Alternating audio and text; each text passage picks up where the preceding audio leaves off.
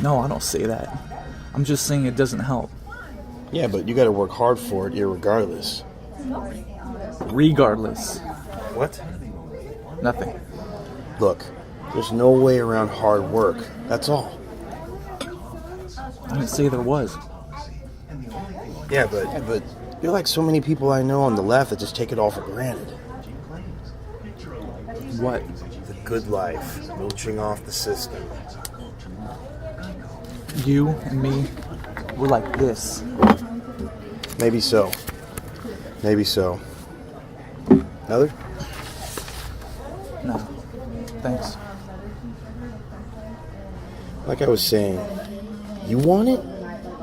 You gotta work for it. There's no way around it. But that's a total bluff built in the United States to justify working your ass off for nothing. What? That the pinnacle of human society should be mediocrity. I mean, the whole Herbert Spencer thing, survival of the fittest, that has nothing to do with Darwinism or evolution. There's nothing natural about it. I don't get what that has to do with it. It's your assumption that the rich and the righteous are those who work for it. That's just silly. Hey man, you're the one that said that you want to be working in a cafe the rest of your life, not me. And if you want to do something about it and write poetry for a living, then you gotta work for it. That's all. The difference is you're seeing things how they are.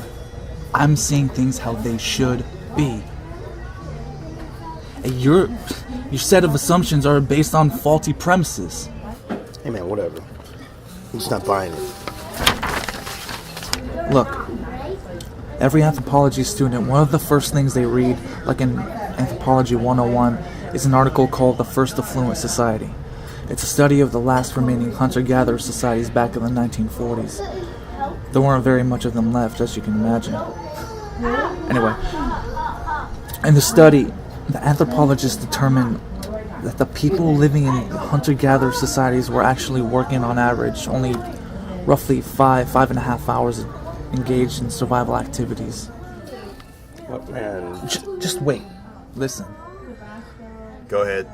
Sorry. 5.5 hours. Yeah. Hunting and gathering and cooking and building their shelters. Mud huts. Whatever. The point is, they spent less time than we do working to survive.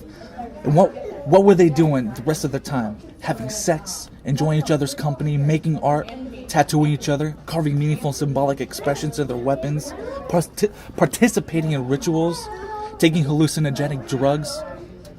They had more leisure time than we do. Man, how does all that connect to what I was saying? Look,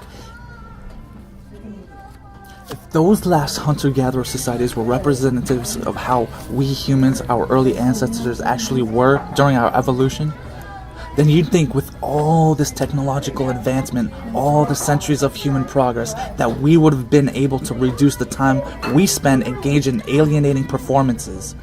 Instead, we spend more time, longer hours, less time with friends, less time with our families, less time with hobbies and the things we are really meaningful to us, and the things that are really meaningful to us. And we spend more time engaged in shit we hate just to earn enough to get on by. That's capitalism for you. Now I see where you're going with all this. So you created a huge man. This whole argument you just spit out, it's all a justification for not working. Hey, look, Trennis, don't get me wrong, you're a smart dude, but you're not going to change the system. We live in a capitalist world. The sooner you adjust to it and use it for your benefit, the better off you're going to be. I mean, you're going to be happier if you just bear down, pound the pavement, and get your poetry out there. No one's going to care about your work until you do. You just don't get it, do you? No, I get it.